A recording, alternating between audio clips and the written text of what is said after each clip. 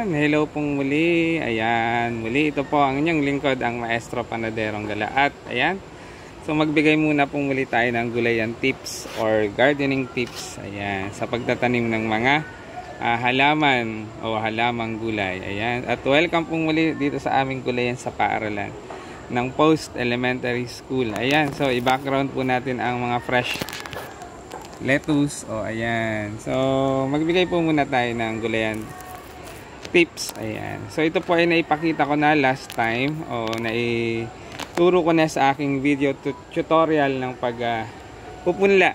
Ayan, so magpupunla po tayo ngayon ng, ayan, ito po yung buto or seeds ng mga sigarilyas na walang mani. Ayan, sigarilyas na walang mani. So kapag po ganito, ayan, gulayan tips, makinig po kayo at panoorin nyo rin po hanggang sa dulo para kahit papaano ay meron po kayong matutunan sa inyong lingkod, ang Maestro Panaderong Gala. Ayan, ganda ng panahon, malakas ang hangin, makulimlim, hindi siya sobrang init, baka mamaya sumobrang init.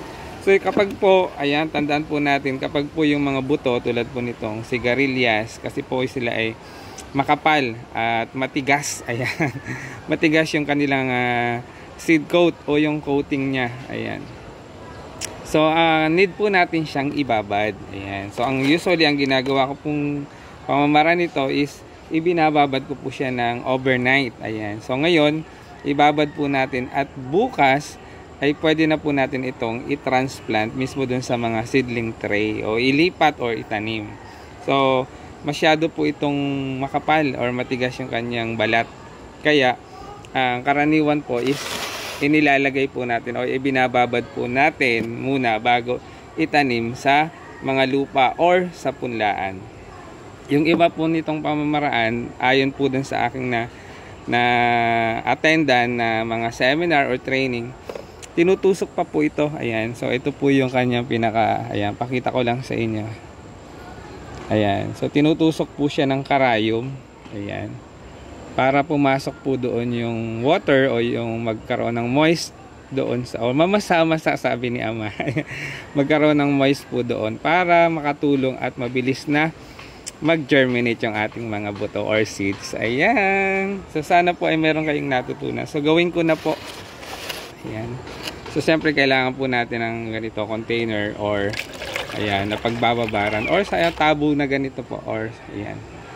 Ayan, so ipakita po natin. So magtatanim na po muli kami ng sigarilyas. Ayan. Ito po ay yung mga binhi. Ayan, ito po yung mga bunga ng aming mga sigarilyas na pinatuyo ko na, yung nag-matured at ginawa ko na pong binhi. Ayan, so sana po ay nag-enjoy kayo sa aking video at ang mahalaga is meron kayong natututunan sa inyong lingkod. Ayan, ito po ay pangalawang beses ko nang ipinakita, kaya ayan, sa mga ngayon pa lang po nag-follow sa akin at nanonood ng aking reels, ayan, subaybayan nyo po ang mga videos or reels or video tutorials ko po pagdating sa mga halaman.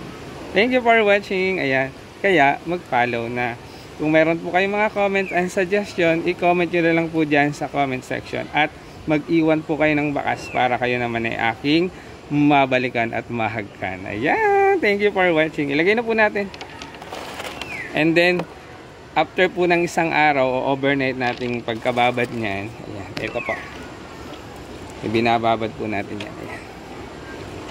Pwede na po natin siyang itanim sa mga punlaan, seed box or seedling tray. Ayan. So, ibabad po muna natin. Usually, yung iba po dyan is magpo-float. Ayan. Ibig sabihin, pag nag-float siya, magaan. Okay?